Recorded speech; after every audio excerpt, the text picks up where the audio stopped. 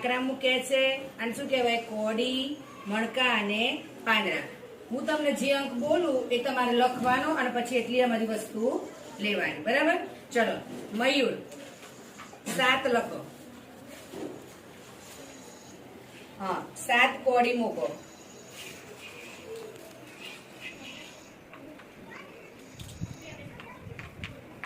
Very good, તાલી પાડો. સરસ. કૃણાલ 3 લખો બેટા. હવે 3 પથ્થર મૂકો.